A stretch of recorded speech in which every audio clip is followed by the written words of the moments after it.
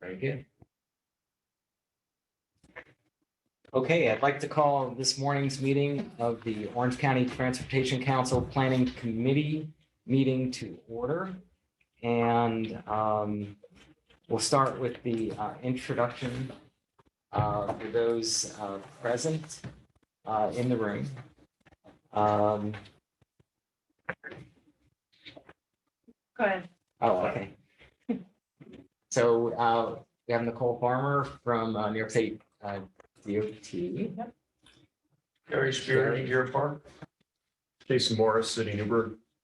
Mike Sweet, Town of Warwick. Jacob DeWitt, City of Middletown. Okay, Alan Sorensen, representing County Executive for this meeting. Also joined by our staff members, Ron Bennett,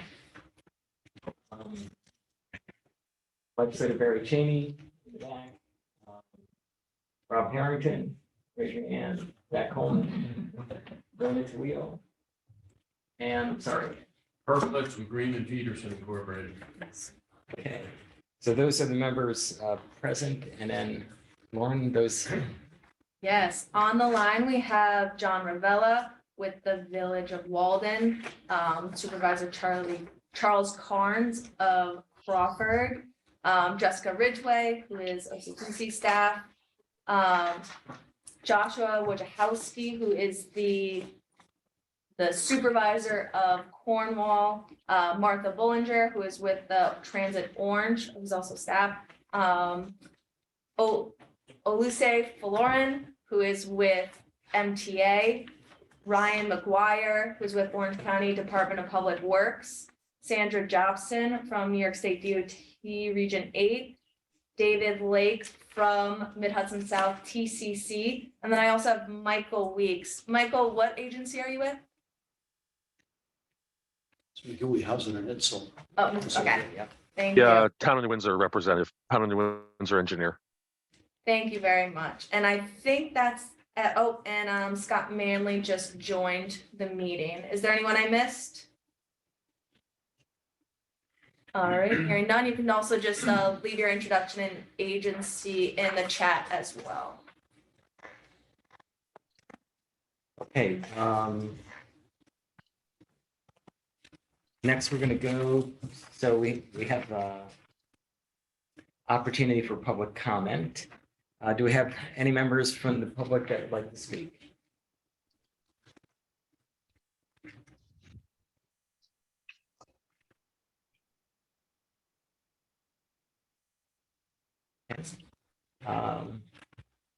Okay. If there are no public comments, we'll move on to accepting the meeting transcript from the September 7th, 2022 meeting. Has everyone had an opportunity to review it? Are there any comments, revisions? Okay. If there are no recommended revisions, then I would ask for a motion to accept the meeting transcript. I'll second. Okay. Okay, all those in favor, say aye. Aye. Aye. Anyone opposed? Okay. Okay, now we're going to go into the Transportation Improvement Program. And for that, I'm going to turn it over to Lauren Bennett to get us started. Yes, so we have 3 actions we'll be covering today. The first is TIP Amendment OCTC 20-14. This is an amendment to the 2020-2024 Transportation Improvement Program. This is a contingency action because the STIP adoption has been delayed. New York State DOT Region 8 has asked us to kind of have a tentative action that will, for PIN 806259, which is resurfacing of Interstate 87 from the resurface Interstate 84 from the Interstate 87 interchange to Route 32. They are adding guide rail work to the scope and adding corresponding funds, which is being offset from a PIN on the Mid-Hudson South TCC tip, so it does not impact our local program. This action actually was adopted in the 2023-2027 tip. So whichever one is adopted first, So if this STIP is adopted before the December 13th meeting, we will not take action on this tip. I believe it's so that it does not impact project letting, but I will, Sandra, do you have anything to add, or Nicole? Yeah, no, that's perfect. That's exactly why. It's almost like a contingency plan because we don't want the project to slip. Thanks, Lauren. Yep, thank you, Sandra. Are there any questions on that action?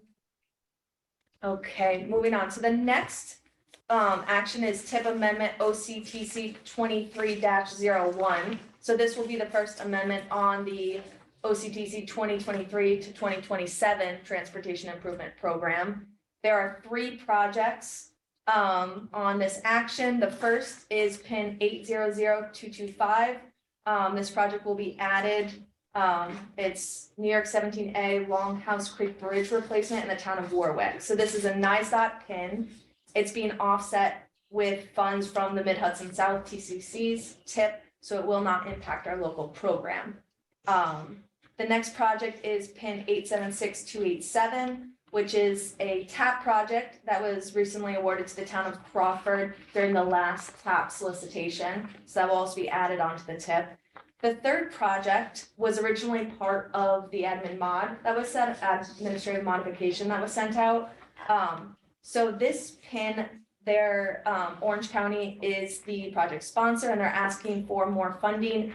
And they're also changing the phases from a construction type to the design construction phase. So everything will show up as that DESCONTS in the phases below. And so some of the funds were also moved from that pre-2023 to the fiscal year 2023. And I will throw it to Martha Bollinger to kind of go over some of those changes. Hi, how are you? So just to go over briefly the changes to the TIP, Alan will go into a little more detail on the project as it was reimagined later on in the presentation. But we had originally budgeted this project for slightly under a 12-foot trail, and we're in a position right now where we can take the design from a 12-foot trail to a 16-foot trail, and then this will it will not hinder any of the transit operations or capital needs as they are now or what they are intended to grow into. So when he later on in the presentation, Alan will go over the split use trail that we are increasing the funding for. Yeah, so that will be under local project sponsor updates. Alan has prepared a quick presentation to go over some of those changes that are being proposed.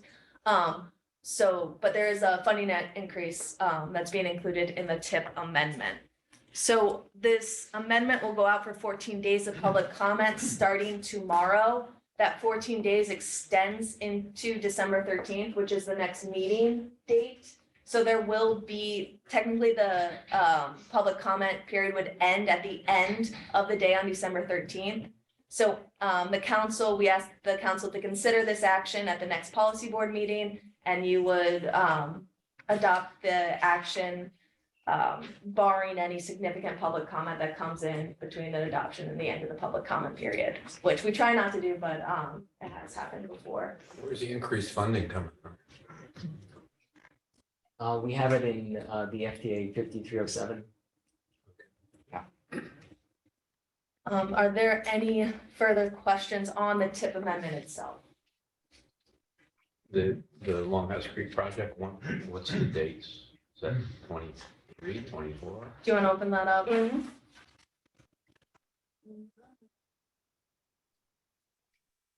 Into 25 obligation, it looks like. So construction would probably be in 26. 26. Okay, thank you. All right. And so we'll go on to the last action, administrative modification OCTC 23-A. There's 3 projects. PIN 806510, which is the Route 17 exit 122 stage 2 interchange reconstruction. This is a NISDOT project, and they're rolling the construction inspection funding from FY 2023 to FY 2024. PIN 881473 is also a NISDOT project. That is signal upgrades for Route 211 in Walk Hill. They are adding state dedicated funds share to the construction in 2023 for a total of just over $3,600. And so these actions do not require any further action from the council. We'll work with the project sponsors to move those forward. And finally, we did receive a funding request from Orange County Department of Public Works for the Otisville Viaduct project. They're asking for an additional $1 million. It's a 2028 Bridge New York project. This project is on the federal aid system, so it is not eligible for STBG off-system bridge funding. And so we're asking if any projects with construction funding or any funding in 2023 would, with STBG large urban funding, would shift out to fiscal year 26 or 27 when the next funding is. Yeah. Okay, hearing none, NISDOT, I don't know if you have any bridge funding that you could spare for this project. Hey, it's John. Sorry, it's John. I just didn't know if you had some suggestions or for projects that would be able to offset. There's one project that has the funding in STBG large urban that's currently not obligated the funding yet, and that's the project for Curious Joel. They have a few upgrades to some roadways. But they are planning to obligate for construction in fiscal year 2023. Oh. So, Okay, but yeah, has anyone reached out to them and asked? yes, I have not heard back. I have to reach back out, but I don't expect it's likely. I do know that they do want to push that forward. Isn't it eligible for ARPA? Can you spend ARPA money on it? That would be an Orange County question. I think you can. So, I think we can spend it on anything. so If you have any other. Well, $70 million, there should be some left. Absolutely. I know Ryan McGuire, you're on the call. Do you have anything else to add? We are ready to advertise this. We're just waiting on final authorization from Region 8's local projects unit. But we are ready to go if there is any funding available. And we're hopeful that there may be some additional unused funds somewheres or projects that could get moved out. Okay. So we'll be in touch with Orange County DPW. Thank you. All right, and lastly, for the tip, we have the 2022 unamended STIP performance. This was sent out with the meeting materials. On the left here, we have kind of the OCTC number of projects and NISDOT's projects. So locally, for the local program, OCTC had 7 projects that at the beginning of the snapshot were set for construction in 2022. One of the projects were delivered, which means 6 were moved out or deleted. So end of the STIP performance, we were at 14%. NISDOT was at 100% of their 4 projects. So together we're at a 45.5% obligation rate for the unamended STIP. And so if you look to the right, the historical STIP performance, we have improved since 2019. We're slightly below 2020. So it's just a reminder that it's very important to coordinate. We are rated on this. It is something FHWA does look at. So we had reached out to project sponsors with construction in 2023 to make sure that if any projects do not anticipate being obligated for construction, that they move out, and everyone is enthusiastic about their projects going to construction this year. So, One out of 7 moved forward. yeah, I think a lot of that is based on the funding requests and also that we had the new funding that came with the tip update. I think some of the projects all got pushed back. So, 14%, it reminds me in the old days when we were very poorly performing, when it went to transportation council. yeah, Hopefully we don't go back there. yep. Any other comments or questions? Sandra, do you have anything to add? No, I think, last year was tough because, I think projects and municipalities were still dealing with the aftershock of like COVID and financials.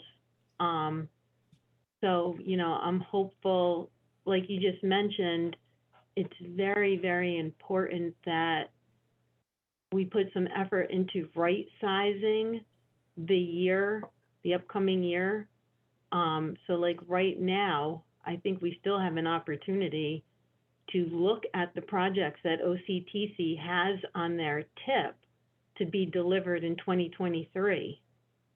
And if you think there's anything that's not going to make it, we should adjust the schedule accordingly. I mean, I think what the feds are looking for is they're saying, hey, you should have a pretty good handle on what you plan to deliver in the next 12 months. So I think we've gone through that exercise with you, Lauren, and Nicole. But, I think we still have a chance to make any changes if we need to. I think once the STIP is approved, I think the feds are going to give us like a couple of weeks to make any changes in 2023. So I would encourage, Nicole, that is correct, right? Yeah, I think they're gonna give us 10 days when the tip goes live, or when the STIP goes live. Yeah, so, it might be a really good thing to take a look at what is in the tip, OCTC's tip, for construction to be obligated in 2023, and reach out to those project sponsors and let them know why we're asking. I mean, no one wants to say, oh, no, we're not going to make it. Everyone wants to be enthusiastic about delivering their project, but folks should also be realistic. And if any of the projects planned for delivery over the next 12 months do not have design approval, which means they haven't concluded their environmental review, or they have right-of-way needs that aren't progressing as planned, those are the types of projects that we really should be thinking about moving. So just, some food for thought. We still have some time to right-size next year's list of projects to be delivered to construction. So I would take advantage of that time. That's all. Thank you, Lauren. Yeah, thank you, Sandra. And Raina will talk more about the tip questionnaires, but we are going through those and we can reach out if we do have questions. So it's a good opportunity to have those conversations with project sponsors. And we did already Okay. have a project this year, so that's good. I think it was a Newburgh project, a bridge project, so one check in the positive direction. No, that's very good. The thing that concerns me about the questionnaire is it's a form. And usually, again, it's at the most, I think 7 projects or less. I really think that one-on-one conversation with those sponsors and really looking at where their project is really would really help a lot. And we can help facilitate those conversations. So just let us know. All right, thanks, guys. Thank you. For whatever it's worth, City of Middletown might be able to use more than what's been obligated to it in 2023 for the construction. Just keep that in mind Okay. when we start reviewing all these projects.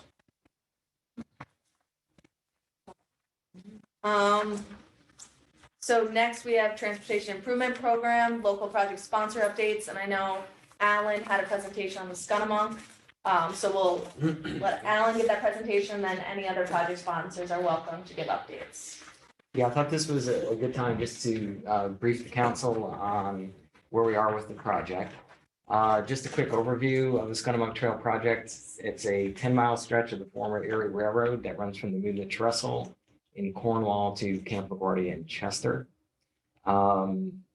We are using our FTA 5307 funds for this project. Requires a 10% county match for the project. And our initial timeline was 3 years. I think we're still on schedule for that. The Scunnamunk Trail also provides opportunities for future connections, not only it'll connect to the Heritage Trail, but also to points east. And ultimately, the opportunity, there's a viable opportunity to have a connection to the city of Newburgh moving forward. So that's something that, we'll continue to plan for in the future. The second slide that I have is on, I just wanted to touch upon what this map illustrates. There's a buffer around the Scunnamunk Trail. The first buffer that you see kind of in the orange shade is a half-mile radius, which shows the typical area that pedestrians are willing to travel to get to a trail facility.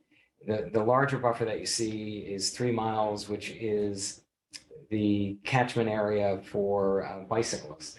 And that's defined by the U.S. Department of Transportation. That's a reference from the Federal Register 2011 as an industry accepted standard. So the proposed trail will be accessible via walking and biking to 2 park and rides, 2 train stations, 2 fixed route bus routes, short line and the main line, dial-a-bus service area, as well as a high school campus, 3 state parks, and ultimately the Storm King Arts Center. So one of the things we're trying to do, through the Scunnamunk Trail is not only enhance mobility and transportation options, but also to be able to connect services and resources throughout the county and really make it a viable option to have people use this trail system, separated trail system, and to use bikes as a means of commuting throughout the county. And we have a unique opportunity to create that here in Orange County because many of the communities in Orange County grew up along the rail lines. As those rail lines were abandoned, those communities still exist. So by creating this bikeway system, we'll be able to reconnect these communities and really create a viable opportunity to provide meaningful alternatives to driving your vehicle to get to and from work, services, parks and recreational opportunities. And I think it shows up pretty clearly on this map. I probably will go to the next slide. I did speak a little bit about this. Connections ultimately to Salisbury Mills train station, immediately to Chester Park and Ride, dial-a-bus service in the village town of Chester, Heritage Trail, Monroe Park and Ride, and the main line bus service. Future connections to Storm King Arts Center, City of Newburgh's planned Quassia Creek Trail, and Harriman train station via a trail extension. I did have the opportunity, if you see the area in red on the map, that's currently the subject of a planned development. So I had the opportunity to actually walk most of those segments. There is a underpass under New York State Thruway.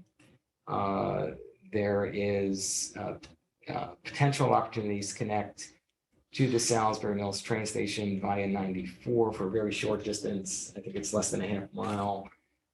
So these are all things that need to be discussed in the future, but there is a viable path to connect to the city of Newburgh, and that's something that, as we plan for the county's open space plan and expansion of this bikeway network, that we want to plan The other thing that I think is very meaningful about the Scunnamunk Trail, it's the first, Heritage Trail was the first segment. Scunnamunk Trail will be the first split-use trail segment. But along with the Heritage Trail and the future extensions, we'll be able to create a multi-use trail network that connects 3 environmental justice areas, as well as many communities identified as having higher than the county's average of poverty and minority rates. So I think it's also significant from that standpoint. And the last slide, I just thought I'd try to summarize all of this in little graphics to kind of show what the split use trail would look like. So on one side, you'd have 2 dedicated bike lanes, and on the other, a pedestrian stroller, pathway.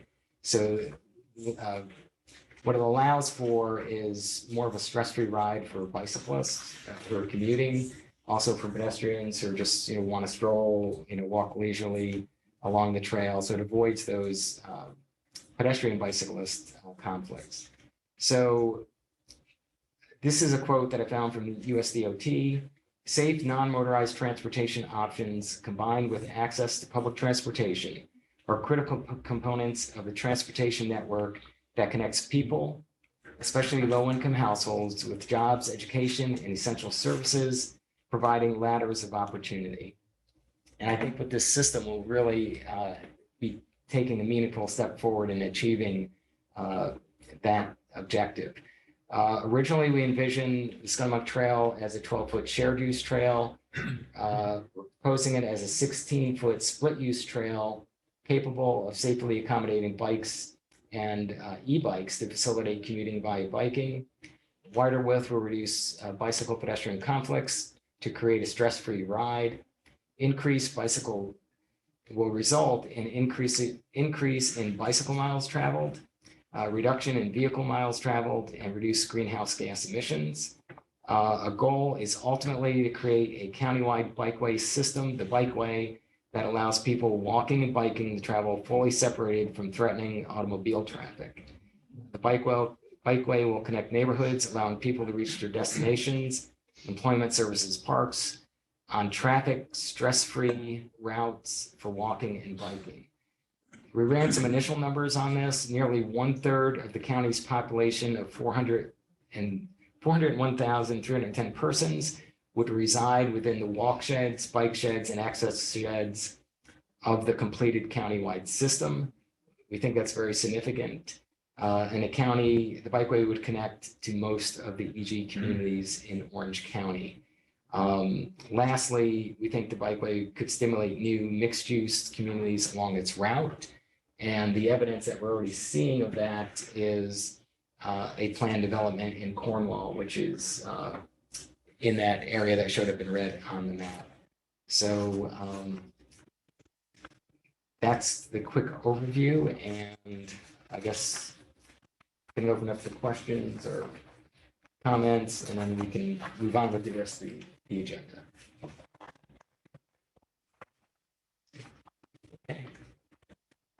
Thank you. All right, so moving right along. You want me to take this one? I can do old business, yeah, so in September, we adopted the fiscal year 2022 FTA 5307 and 5340 allocations.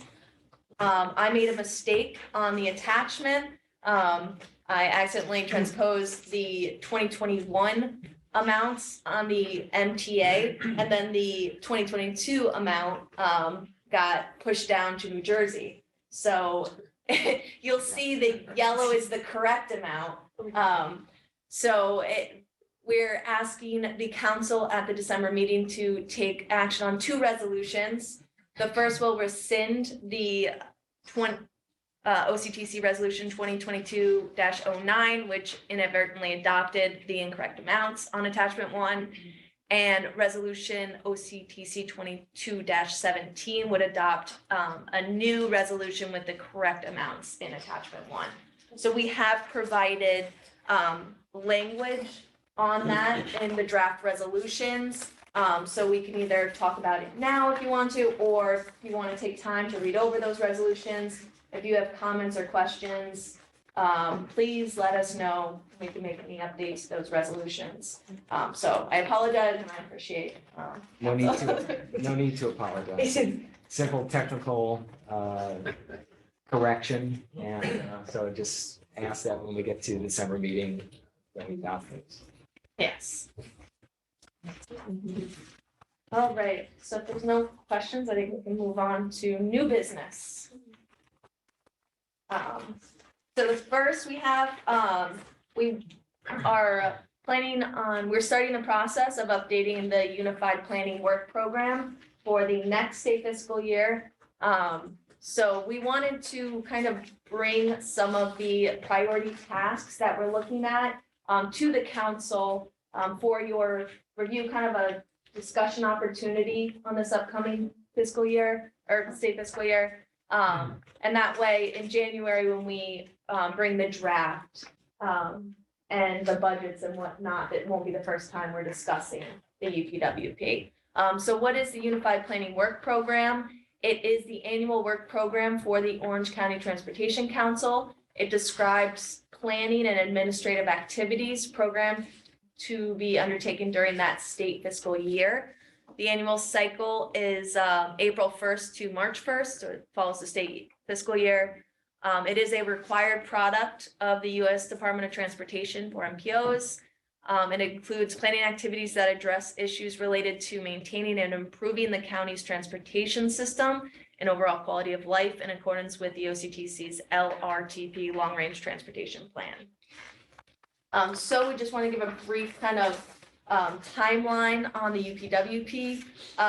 So we did receive the next year's allocations from New York State DOT. So in December, staff will start to go through the budgets. We have to see what we spent down last year and start to plan out the funding that is anticipated for next year. And we will present that draft in the task and budget in the draft UPWP at the January Planning Committee meeting. By February 1st, we need to submit the draft to NISDOT for review. It then goes out for a 14-day public comment period, and we will look to adopt it before March 1st, 2023, so sometime at the policy board meeting in February. And then that will go into effect in April 1st, 2023. So the next slide just shows some of the highlights of the program that were completed so far this year. We updated the fiscal year 2023 to 2027 Transportation Improvement Program. We completed the West Central Transportation and Land Use Connection Study, which is now available on our OCTC website. We initiated an RFQ for the Sidewalk Improvement District Feasibility Study, which was an open solicitation for the Cooperative Community Transportation Planning Program, I think back in 2019. So we're finally getting that off the ground. Alan's been working on this RFP for the Route 17M Corridor Management Plan. So I know that's moving along. We collected manual counts in September 2022. That's the third year of doing that count program. We also purchased new automated counters for expanding the bicycle and pedestrian count program. One of which was bought through the CHIS grant program, so that wasn't UPWP, but we did buy 2 trail counters using UPWP funds. We also continued to work on a regional freight plan as part of the Mid-Hudson Valley Transportation Management Area. We coordinated on MTA's first mile, last mile transit connectivity study and toolkit, and we worked on the coordinated enhanced mobility of seniors and individuals with disabilities programs. That's section 5310. Next slide, we have just some of the upcoming priorities for next year, just to give you guys a snapshot. The first of which, we need to update the long range transportation plan. That is due in November 2023. So we should be getting that RFP out on the streets soon. We also, with that, need to update our coordinated public transit human services transportation plan. And that is, we do need to update that for different agencies to be eligible for that 5310 funding, so that is important. We hope to complete the sidewalk improvement district feasibility study next year. We'll continue to work on the Route 17 M6 corridor management plan, as well as continue to work on the freight plan. And we're looking at developing the OC transit feasibility study and an RFP for general consulting services. So one just quick addition to the Route 17 and Route 6 corridor management plan. We did extend the geographic area to address town of Wayway on Denise's concern. It was forwarded to General Services, to General Services on November 2nd. It's at the top of the list now. So from there to go on to law for review, and goal is to get the RFP out on the streets in January. Then we'll reach out to the towns to form a study advisory group and get that project underway. So you want to go to the next slide, Anna. Some of the other tasks to consider, the Orange County Roadway Safety Plan, and then recommendations that came out of the West Central TLC study. There's just a few to name. So just wanted to open it up for discussion with the members, some of the priorities. Is there anything missing, or is there anything you're excited to see up there? Just an opportunity for some feedback on the tasks.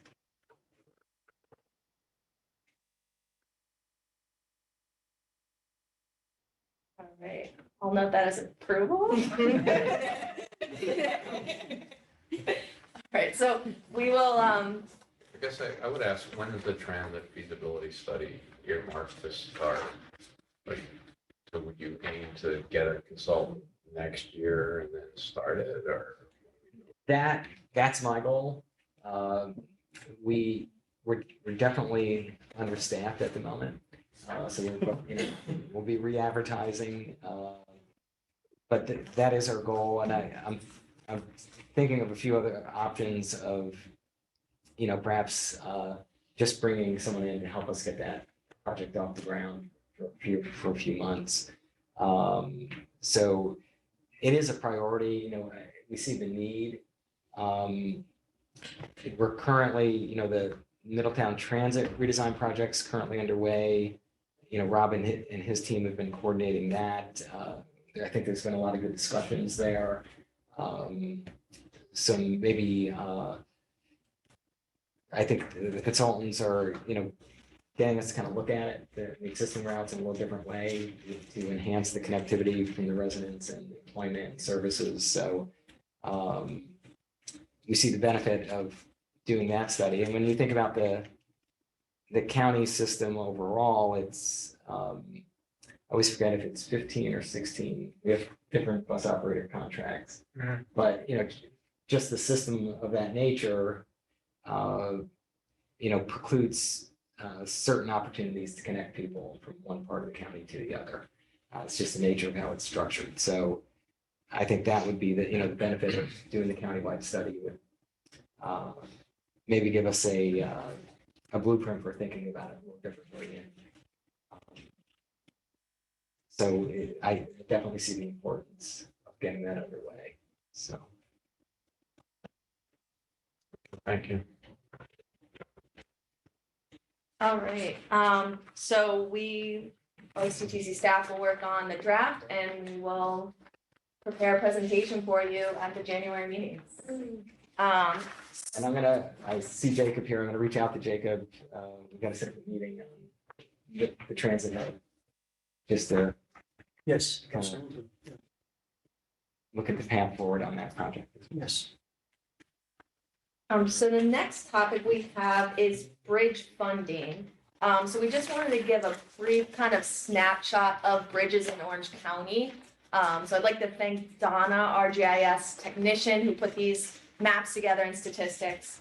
So this slide shows all bridges in Orange County based on condition. It's 2019 data, so some of this data might be out of date, but it's a good snapshot of kind of where the bridges are.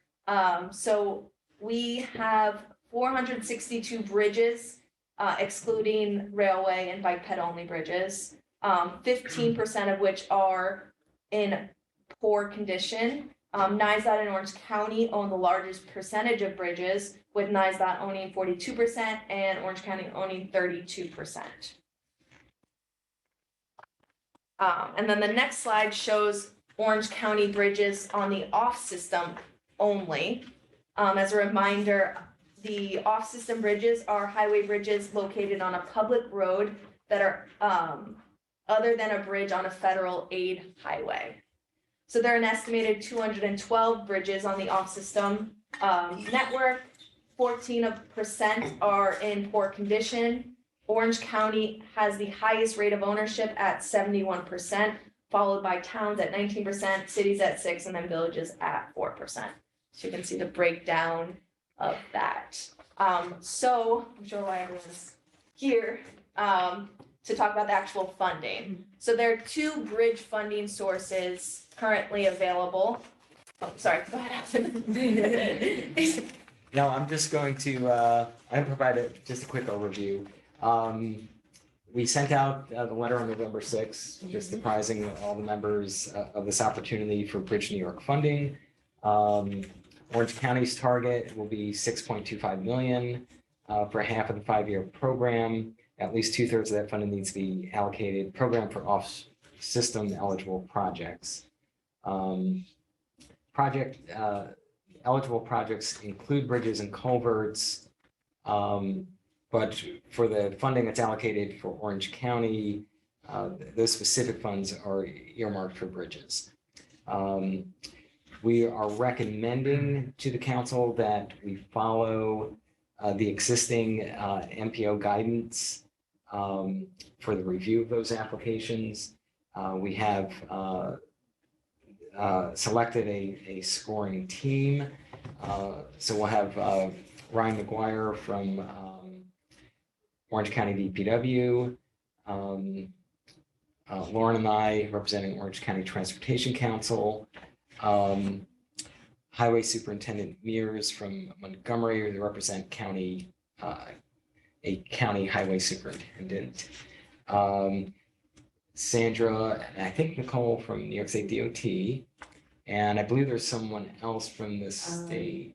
I think there's 2, Orietta, Okay, Hard Local Projects, and Eric Foster from our structures group. okay.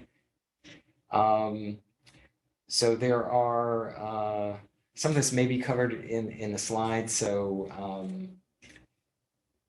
just the other thing, for each individual bridge, no less than 500,000 to be considered eligible for program funds, and a maximum project funding for Bridge New York not to exceed 5 million. Obviously, we'll have the 6.25 million available. Lauren will get into some additional funding that we have in a block plan that we may add to this, but we're probably realistically looking at 2, maybe 3 bridges, with this amount of funding. And I think one of the other keys, if you look in the letter we had outlined, it's pretty tight timeline for project selection and delivery. So I would like to emphasize that, for those that are submitting applications, to really make sure that it's a project that's, ready to go, and that you're pretty certain that we can get done in the constrained timeline that we have. So with that, we can move on. Yeah, I'll just add that, so the county will have the selection committee for the county on the bridges. Culverts are a statewide solicitation. They are different due dates.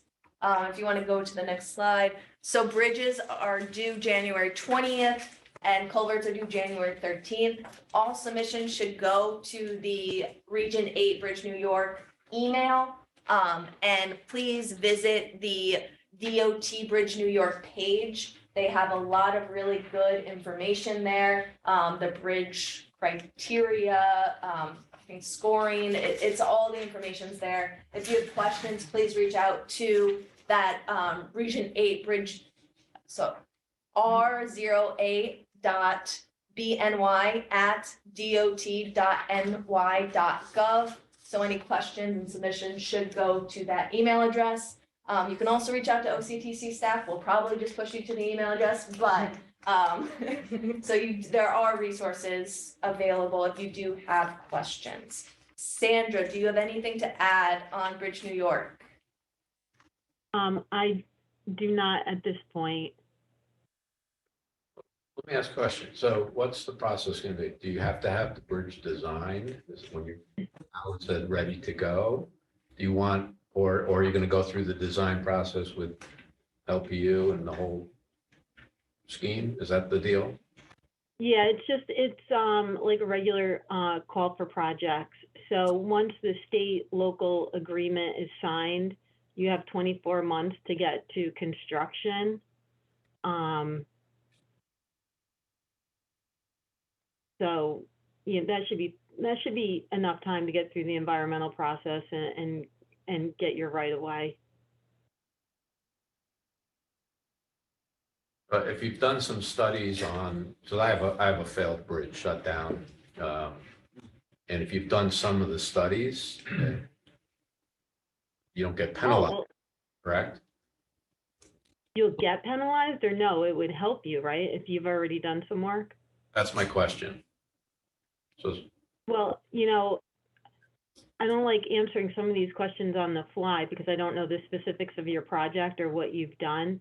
But I would hope that if you've done some background work, that it should help with delivery of your project.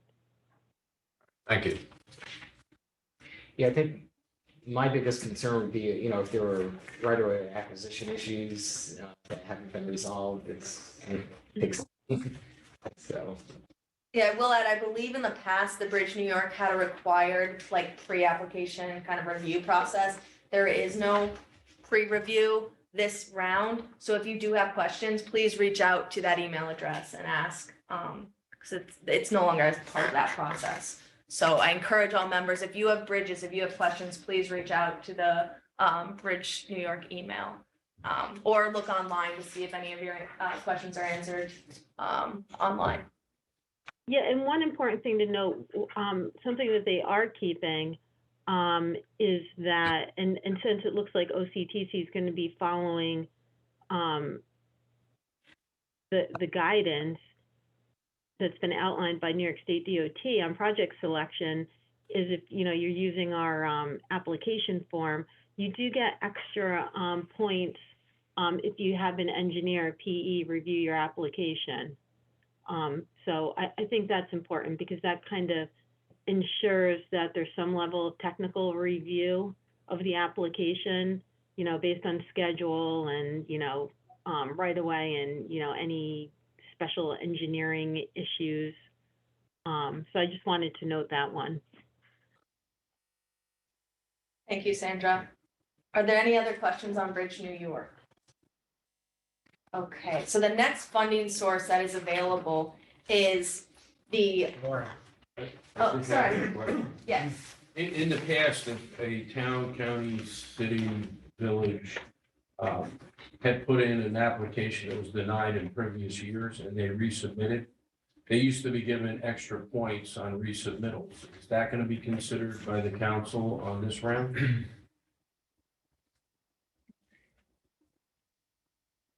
So I haven't looked at the scoring worksheet that closely to know if that's in there, but I think that's something that this committee could discuss. If this committee thinks, because to me that makes a lot of sense, right? If this committee, and then through the scoring team, decides that it does want to weigh that into consideration, that's something that you guys could incorporate. yeah, I think I'll look for guidance from the council members, how you feel about that. We do have the committee has a training tomorrow on the scoring. So we may know more information of how it will be scored and whatnot, and we can bring that back to the council. I guess what I would ask is that between now and our policy board meeting, that you think about that. I think there's merit to what you're recommending. And certainly something to consider.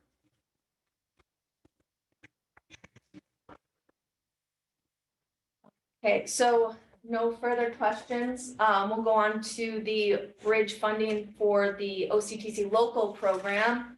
And that is the STBG off-system bridge funding. So we do receive an allocation of off-system bridge funding onto the local program. Currently, we do not have any projects program, so all of the funding was put into a block pin on the 2023-2027 Transportation Improvement Program.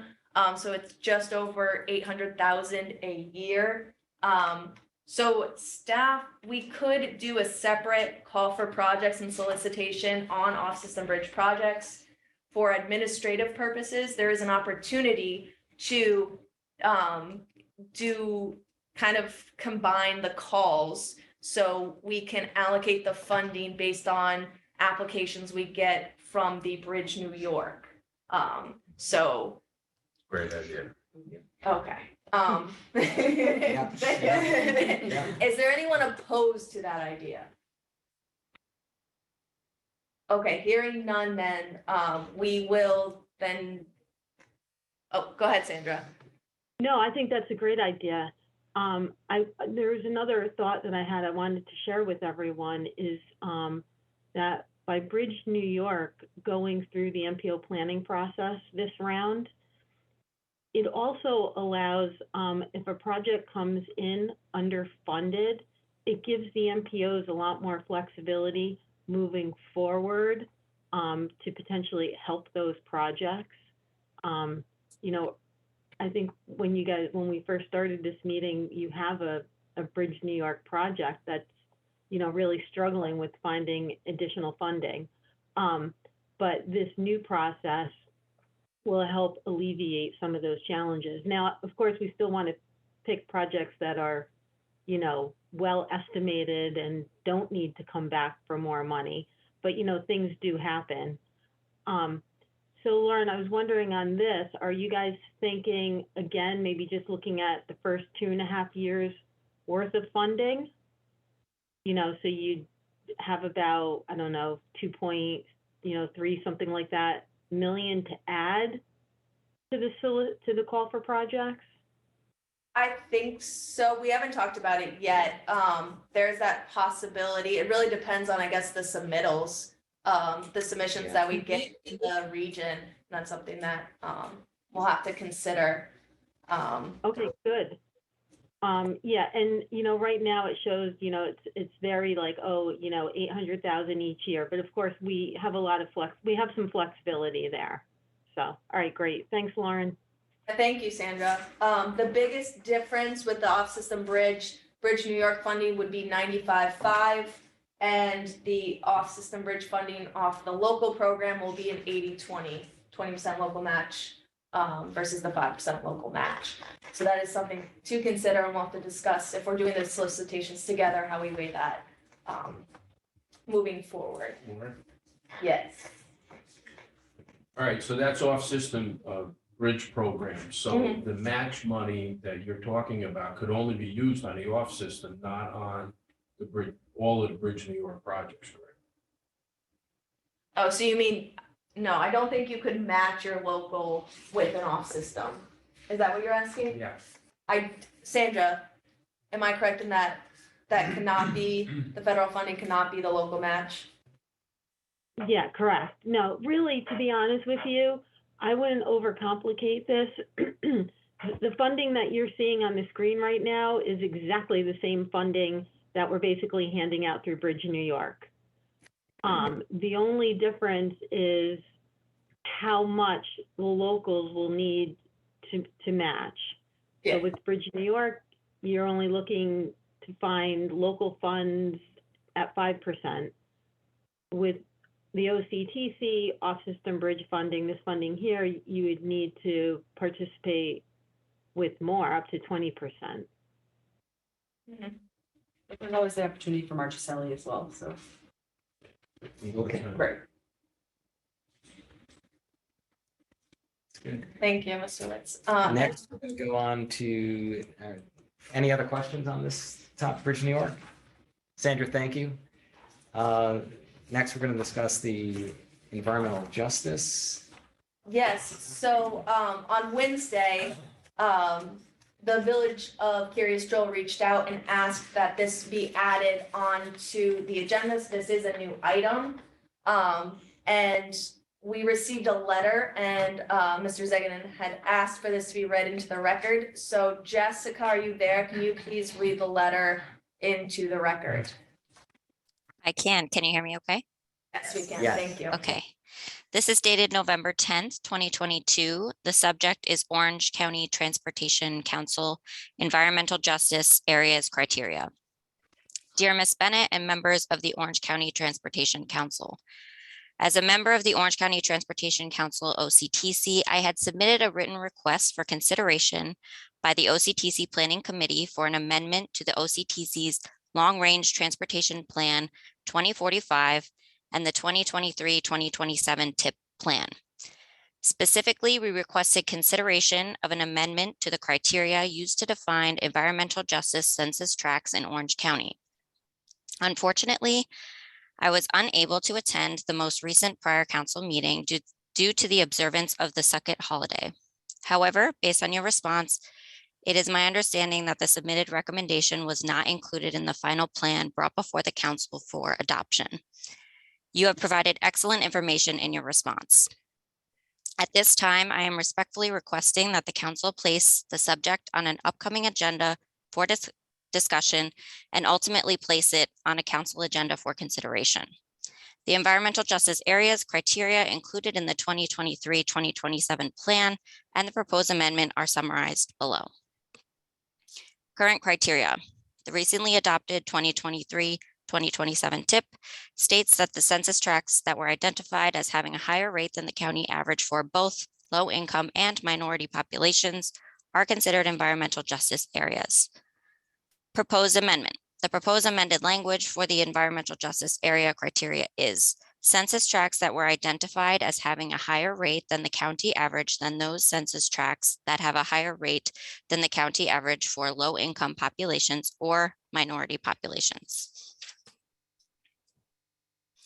With this suggested minor change, we believe that OCTC can better meet the federal intent. The current requirement to meet both the minority and low income thresholds excludes minority communities that don't meet the low income threshold and excludes low income communities that do not meet the minority threshold.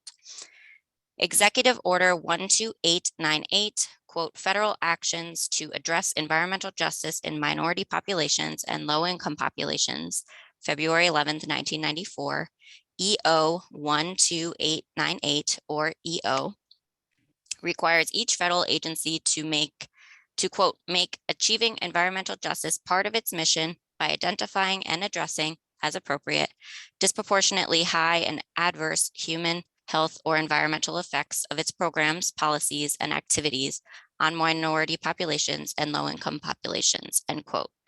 The U.S. Department of Transportation, USDOT, issued Order 5610.2, quote, environmental justice in minority populations and low-income populations, end quote, reflects the same intent as EO 12898, period. Again, your consideration of this proposal is most appreciated. I look forward to discussing this matter with you. Sincerely, Gedalia Zegaden, Village Administrator. Thank you, Jessica. Mhm. So on the slide, we have just a quick synopsis. So the village is asking the council to consider an amendment to the TIP narrative that was just adopted and the long-range transportation plan to update the environmental justice analysis. And they're asking that we include census tracts that were identified as having a higher rate than the county average, than those census tracts that have a higher rate than the county average for low income or minority populations. Currently, the criteria identifies higher rate of county average for low income and minority. So if you want to just, the next slide just shows the map that we adopted for the environmental justice areas. And it just shows, we did show low income areas and minority areas. The purple areas are what we consider the environmental justice area. Those are low income and minority communities. We did, if you want to look through the transcript, this was discussed at the public meeting for the TIP. My understanding was the concern was about funding and communities that were identified as it limits the amount of funding that can come in based on this environmental justice area definition. Our response was that there is no funding tied to this analysis. This analysis is high level. It does not, and we got clarification from federal highway community planners that for some of the bill funding that comes in, it uses different criteria based on the Justice 40. So it uses a map, those communities are identified. The MPO does not need to take action to have those communities be considered for that funding.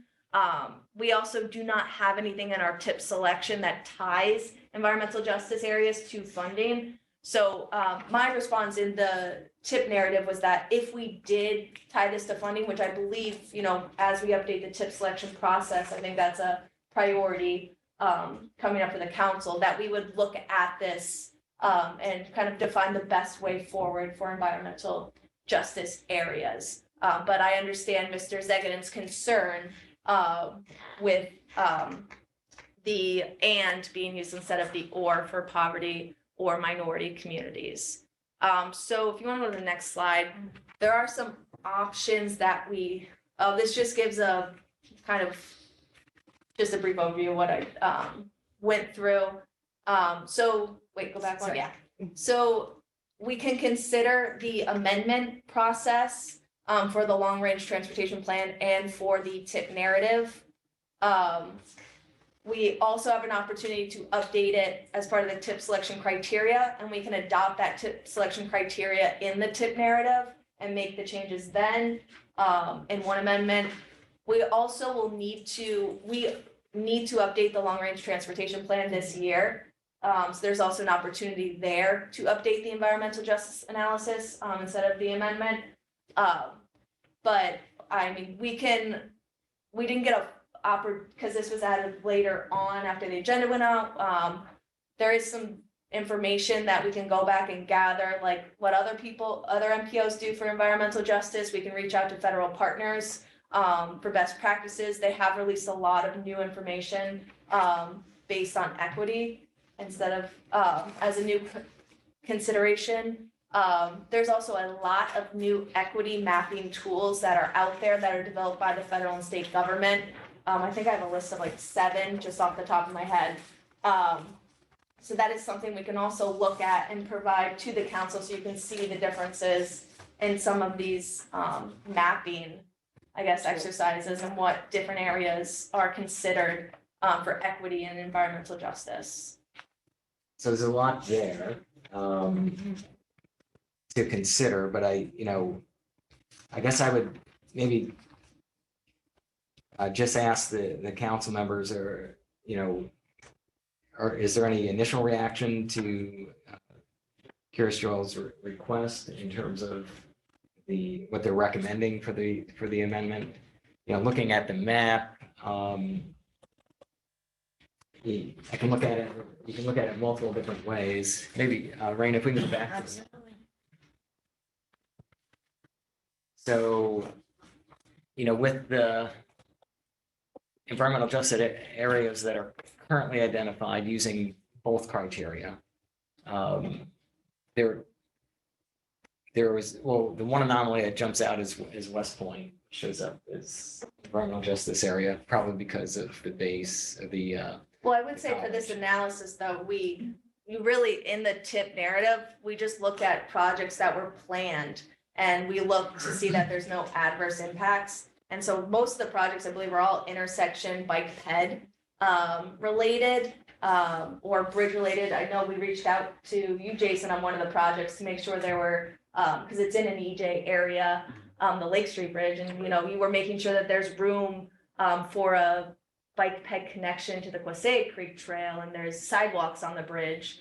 So those are the kind of things that we do just to high level to make sure that there's no adverse impacts on That's correct. the communities for the projects. So that really was the analysis in the tip and the LRT, or really the tip. The LRTP, we just kind of show where the environmental justice areas are considered. But there's still, the environmental justice is interesting. I mean, even for projects, I believe you have to do it for the environmental impact statement. Maybe, I know they did that for the It's PEL something, study. it's factored in. Yeah, but that's not what the OCTC currently does not need to be done. I know the PEL, they did a different kind of approach to environmental justice.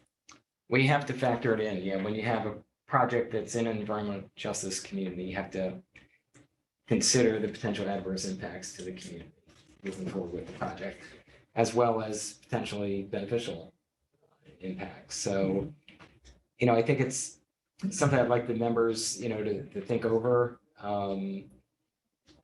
As Lauren pointed out, there's a couple different approaches we can take to address the issue. I can see, the points presented, by KJ in terms of, why it should be or. And I could, it's really going to come down to a decision of the council members. And we just wanted to provide you with the information so you can make an informed decision. Currently, as Lauren mentioned, it's not necessarily a factor in determining eligibility for funding. Whether that changes in the future, it may. Have been around long enough to know that these things do change. So in terms of expanding those communities that would be eligible, should that become a criteria in the future, clearly using the or would dramatically expand the geographic area within the county. So there's a lot of things to consider. We just wanted to provide you with the background options, and we can take this up at at future meetings. Think we're gonna have any more information on, up-to-date information, I guess, on low income or minority, other than, that's just a call for projects right up there. So this is just, this is an analysis that was done for the tip narrative. Okay. So these were the projects, the local program projects that were on the tip. So we just kind of overlaid the map and did an analysis. I think it's on like page 58 of the narrative. So currently the OCTC doesn't have a tip selection process. That's usually when environmental justice would be incorporated. So you can give, I know CDTC has the Capital District Transportation Council, which is Albany's MPO. They have a system where projects are given points if they're in an environmental justice area, and it's a bike ped improvement. So that would have more points versus if it was an environmental justice area and they were putting a highway and splitting a community, that would lose points then on the application. So I guess that would give the environmental justice areas teeth. So the or allows a wider swath, right? Yes. So that makes more sense to me than the and. Yeah. But I would ask, you pointed the three things out you could maybe get information on, right? So what other MPOs are doing, I think that would be helpful. Yeah, we can look at it. We'll look into that. If I may, I want to discuss this with our mayor to see what he thinks about this. But I think the minority community should be heard from. Because you're going to be, I feel that you're taking something away from them by changing this language. So we heard one point of view about the, poverty and the low income and so on and so forth. But I want to hear from the other side as well to make a difference. So before we vote on anything, I'd like to get their point of view. Again, that's my initial take on it, but I'm going to discuss it with the mayor and see what he would like me to convey to you at some point in the future. That's one thing that jumped out at me in looking at the map is you do have significant area census tracts where the minority population's greater than 27%. That if we leave it at and would not be environmental justice areas. So that is a concern. Mr. Carnes, Supervisor Carnes had a comment. This should be reviewed and studied before making a decision. My concern is the effect on funding for everyone in the county and the allocations. So thank you, Mr. Carnes, for your comment. So do we want, the staff will prepare a presentation to give you more information. We can reach out and send some of the maps that are already existing, that are created by different federal agencies, if you want to look through those. So we'll just try to give you guys resources, and we can come back to the table in January to discuss. And very interested in the point of view from the mayor. So I'll reach out to you, Jacob, and we can get some more information on that. Okay, we're going to move on to reports. With respect to the voting members, updates for the 2023-2024 term. An email and letter went out to all the mayors and supervisors asking for coordination and written confirmation that the new voting members were chosen for the town and village representation. Again, we ask that the mayors and supervisors provide a written confirmation and provide the final voting member representation to staff for the December 13th meeting. I'm going to ask Raina to discuss the tip questionnaires that we have. Yes, thank you so much, Alan. Good morning / afternoon, everyone. Just wanted to thank you guys so much for your responses. We sent out the interactive tip questionnaire to our local project sponsors in about around late October. So thank you again sincerely for the timely submissions and the coordinated efforts from our mayors, supervisors, and their staff.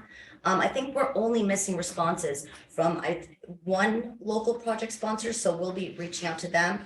But they're HPP, a high priority project funded, so it won't affect our local programmed funding. So that we're not really too concerned about the response from them.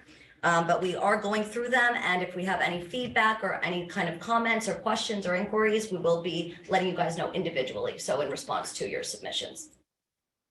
And that's all I have for now. And I think Sandra had a great idea to maybe have some meetings, if we can possibly pull in LPU or Region 8, we can have calls with project sponsors, especially those who are slated for construction in 2023. I think you've done that in the past. Yes. Yeah. Raina, thank you. Absolutely. Lauren, save the date. Yes, so please say the date for the next policy board meeting. It will be on Tuesday, December 13th. We are proposing a 10 a.m. meeting time. This room is busy at 1 p.m. and there's also a conflicting meeting for the Aqua board. So we are asking to do it at 10 a.m. Are there any issues with a 10 a.m. meeting? I will remind everyone that there is in-person quorum required for the policy board meeting if you are a voting member. So please RSVP to staff by Friday, December 9th, and we will send out a reminder email after this meeting. Thank you. Other updates, I've asked Zach Coleman to join us this morning. Sorry to announce that Zach will be leaving us as a senior planner heading up an environmental unit. Yes. And you definitely will be missed. I'll leave it to Zach whether he wants to. Sure, yeah. Took a position with Federal Highways down in Nashville, so on to new adventures. Really enjoyed my time working with everyone. Thank everyone for, all the projects that they've worked on, really. So it's been great. Good luck. Thank you. Yeah, appreciate it. Yeah, we wish you all the best. And Zach was one of those go-to persons that could multitask, and so you'll be missed, but we know you'll do well. So wish you all the best moving I forward. appreciate it. Yeah. Also like to announce that Amy Carr, who's with our transit unit, part of Rob's team, will also be leaving the department in December. So when I mentioned about staff shortages, we have a multitude of those. For anyone from the public who's maybe listening, we have some openings in the Orange County Planning Department and Transportation Council. So please check her. Please submit a resume. But yeah, Zach's, forgot to mention, I think both Zach and Amy were in the department a little over 6 years. Yep, yeah. So very dedicated, professional, staff members and they'll be missed. So, Also, I'm looking for a principal clerk in DPW. And CDL driver. This is a middle town here. Give us a call. I think we're all experiencing that lately. So any comments, commentary from members? We sign off.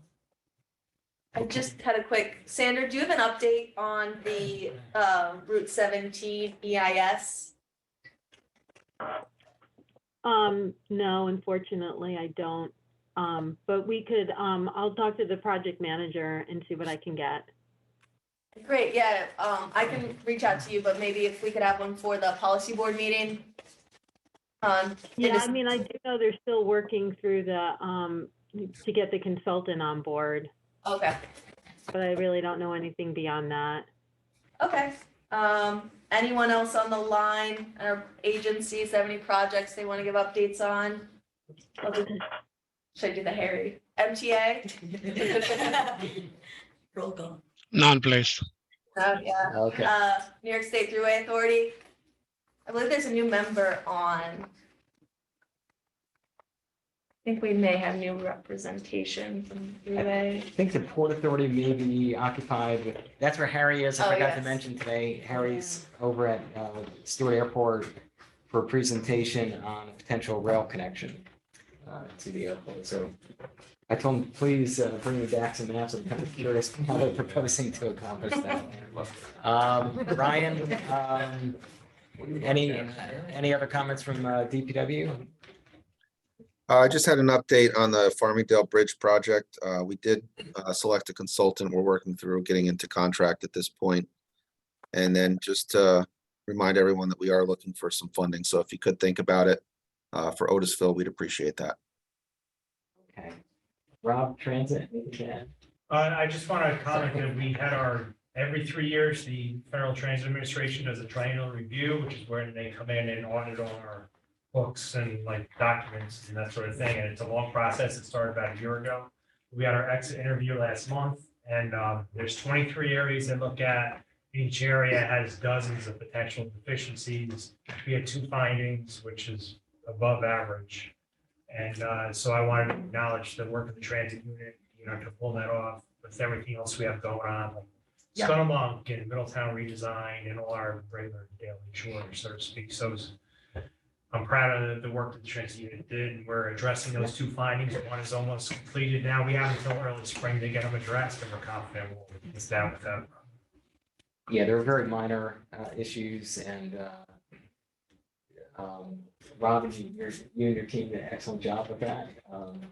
It is a pretty grueling process, so. Yeah. But it shows the money that the council, allows us to have, votes on. We're doing our part of it. Once we get it, we're doing the right thing with it. If no other reports, I'm going to ask for a motion to adjourn. I'll make a motion. All right. Thank you. Thank you.